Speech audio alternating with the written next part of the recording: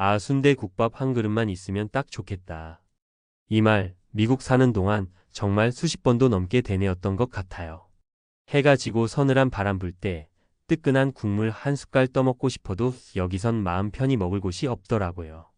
슈퍼에서 파는 그 비싸고 맛없는 가공 음식 말고 김서린 식당 유리창 너머로 보이는 뚝배기에 담긴 순대국밥 한 그릇. 그렇게 한국에서 살 땐 당연했던 것들이 이곳에선 사치처럼 느껴질 때가 있죠. 저녁이면 아이들이랑 동네 슈퍼 다녀오면서 쭈쭈바 하나씩 물고 돌아오던 소소한 일상. 지금은 해만 지면 무섭고 차도 없으면 갈 데도 없고 결국 하루 종일 집에서 밥하고 도시락 싸고 치우고 정말 숨이 막힐 때가 있어요. 미국 생활이 싫어서가 아니라 내 마음을 놓을 수 있는 그곳이 그리운 거죠. 그런데 이 고민은 단순히 음식 때문만이 아니에요. 특히 은퇴를 앞두거나 50대 이후의 삶을 그려보는 분들에겐 더 절실하게 다가오는 문제입니다. 은퇴 후 어디서 어떻게 살 것인가?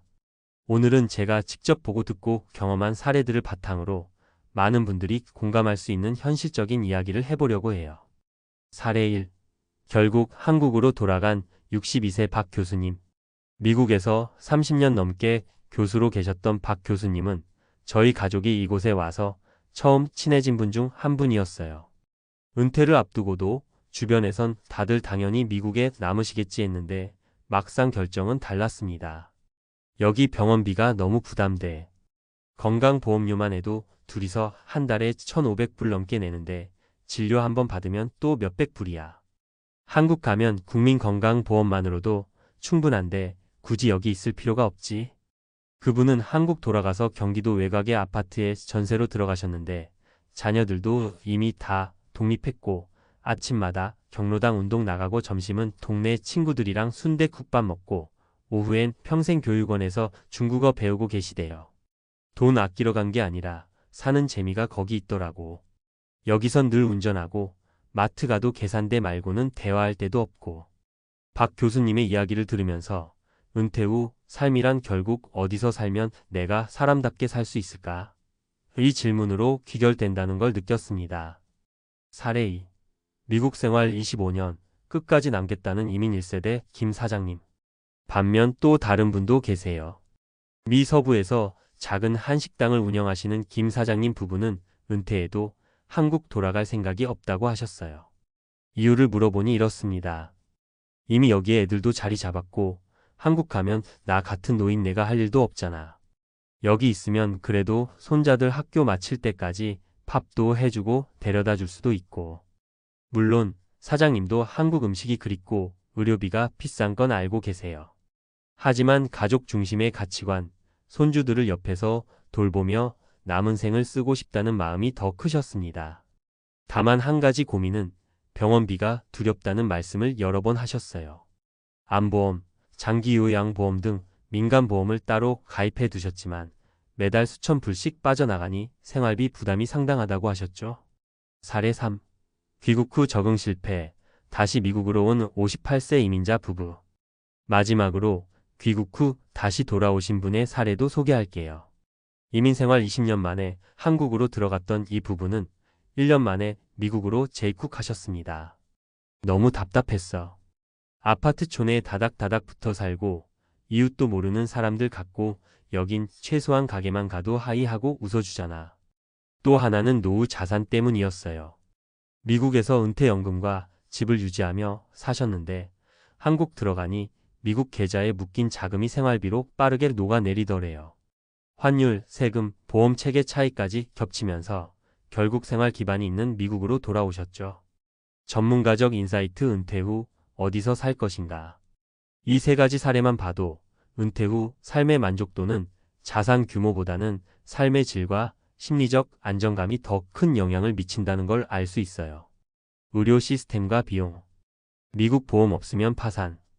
은퇴 후 의료비만 수억 원대 예상. 한국 국민건강보험 실손으로 웬만한 진료는 큰 부담 없이 가능. 사회적 관계망. 미국 가족 중심 하지만 친구 이웃 관계는 좁고 얕음. 한국 가족과 자녀가 바빠도 동네 친구, 동창, 경로당, 평생교육원 등 사회적 연결망이 훨씬 촘촘. 식문화와 생활 만족도. 한국 음식에 대한 그리움은 단순한 입맛 문제가 아니라 마음의 고향 같은 심리적 안정과 연결돼 있습니다.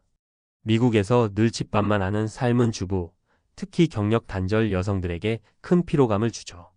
결론 귀국 혹은 잔류의 기준. 결국 중요한 건 내가 원하는 노후의 모습을 구체적으로 그려보는 것입니다. 밤 9시에 순대국밥 한 그릇 먹으러 갈 수 있는 삶. 친구에게 전화하면 바로 만날 수 있는 거리. 아플 때 병원비 걱정 없이 치료받을 수 있는 환경. 혹은 손주들과 함께 살며 영어가 익숙한 환경에서 살아가는 삶. 이 중 어느 쪽이든 누구의 선택이 더 옳거나 그른 건 없습니다. 단지 막연히 은퇴하면 한국 가야지 또는 미국에 있을 수밖에라고 생각하기 전에 그 선택이 내 일상과 심리에 어떤 영향을 미칠까? 내가 가장 소중히 여기는 삶의 가치는 무엇일까? 이 질문을 던지고 답을 찾아가는 시간이 필요하다고 생각합니다. 마지막으로 같은 길을 걷는 이들에게 저 역시 오늘도 도시락 통을 닦으며 이런 생각을 합니다. 언젠가는 돌아가야지. 비 올 때 순대국밥 한 그릇, 고깃집에서 구워 먹는 삼겹살, 그리고 해진 밤에도 마음 편히 걸을 수 있는 그 길 위로. 어쩌면 그것만으로도 내가 살아있다는 행복을 느낄 수 있으니까요. 앞서 공감 중심으로 풀어낸 이야기에 이어 이번엔 은퇴 후 삶과 귀국 또는 잔류 결정에 대해 전문가 시각에서 구체적이고 실용적인 조언과 정보를 더해드릴게요. 꼭 실제 생활에 도움이 될 수 있도록 사례와 숫자, 팁과 주의사항도 꼼꼼히 담겠습니다. 1. 은퇴 후 귀국 vs 잔류, 재정적 현실부터 꼼꼼하게 점검하자. 은퇴 준비의 가장 중요한 부분은 결국 내 자산과 지출 구조를 정확히 아는 것이에요. 미국과 한국의 생활비 차이, 특히 의료비와 주거비에 대한 현실적 이해가 필수죠. 미국 의료비 현실. 은퇴 후 미국에 남을 경우 의료보험이 가장 큰 변수입니다. 메디케어, 매더케어가 있지만 커버하지 않는 부분이 많아 갭 보험이나 추가 민간 보험에 가입해야 하죠. 한 달에 보험료만 최소 40만 700달러, 병원 진료나 약값 등 추가 비용까지 합치면 부부 기준으로 연간 1만 달러 이상이 의료비로 나갈 수 있어요. 예를 들어 고혈압, 당뇨 같은 만성질환이 있으면 약값, 검진비가 추가되고 입원할 경우 1회 수천 달러는 기본입니다. 한국 의료비 비교. 한국은 국민건강보험이 있기 때문에 기초진료나 입원비, 수술비 부담이 훨씬 적습니다. 실손보험을 가입하면 비급여 항목 일부도 커버되죠. 예컨대 입원 10일에 수술 포함해도 환자 부담금은 100만 원 미만인 경우가 많습니다. 따라서 의료비 부담은 은퇴 후 한국 거주가 경제적으로 훨씬 유리한 측면이 크다는 점을 인지해야 해요. 주거비용. 미국은 주택 가격과 임대료가 지역마다 천차만별입니다. 대도시 인근은 월세가 230달러를 쉽게 넘기지만 중소도시나 교외로 나가면 1일 500달러도 가능합니다. 한국은 서울 같은 대도시는 집값과 전세금이 워낙 높지만 지방 중소도시나 신도시에서는 월세 5,070만 원, 전세도 저렴한 곳이 많죠. 2. 은퇴 후 재정관리 꼭 알아야 할 팁. 환율 변동 위험 대비하기. 해외에 자산이 있다면 환율 변동이 수입과 지출에 큰 영향을 줍니다. 예를 들어 원화 약세 시 미국에선 더 많은 원화를 내야 하는 상황이 생겨 생활비 부담이 커져요. 그래서 달러 통장과 원화 통장을 적절히 분산 관리하고 급히 환전할 필요가 없도록 미리 계획을 세우는 게 중요합니다. 은퇴연금 수령 시점과 방식. 미국 소셜 시큐리티 소셜 시큐리티는 62세부터 조기 수령 가능하지만 70세까지 기다리면 월 수령액이 최대 76%까지 증가합니다. 한국 국민연금도 조기 수령 시 감액이 있고 늦게 받으면 증가합니다. 두 나라 연금을 동시에 받을 경우 국제 조약과 이중과세 문제도 살펴야 합니다. 세금 문제. 은퇴 후 미국에 남으면 자산 매각, 연금 수령, 투자 소득 등에 대해 미국 세법을 따라야 하고 한국 거주 시 한국 세법 적용을 받습니다. 특히 해외 자산 신고 의무, 연금 이중과세 문제는 전문가 상담을 통해 미리 대비해야 탈세 위험을 줄일 수 있어요. 3. 생활 만족도 높이기 위한 실용 팁. 현지에서 한국 음식 문제 해결법. 미국에 오래 사는 분들이 가장 힘들어하는 음식 문제. 이를 위해 한인 마트를 자주 활용하되 집밥 피로를 줄이려면 밀키트나 냉동 한식 제품도 적극 활용하세요. 그리고 지역 내 한인 식당, 탐방을 취미로 삼는 것도 좋고 온라인 한국 식재료 배송 서비스를 활용해 다양한 식재료를 꾸준히 구비해 두는 게 좋아요. 사회적 관계망 유지. 심리적 안정감은 은퇴 후 삶의 핵심입니다. 미국에서 살면 동네 교회, 한인회, 동호회 모임에 적극 참여해 사회적 네트워크를 확장하는 게 중요해요. 또 자녀나 손주가 멀리 있다면 온라인 영상통화나 정기 방문 계획을 만들어 두면 좋습니다. 운동과 건강관리. 은퇴 후엔 규칙적인 운동이 필수입니다. 미국은 대형 공원, 조깅 코스가 많아 운동 환경은 좋은 편이지만 겨울철 야외 활동이 제한될 수 있어 실내 운동시설도 미리 알아두세요.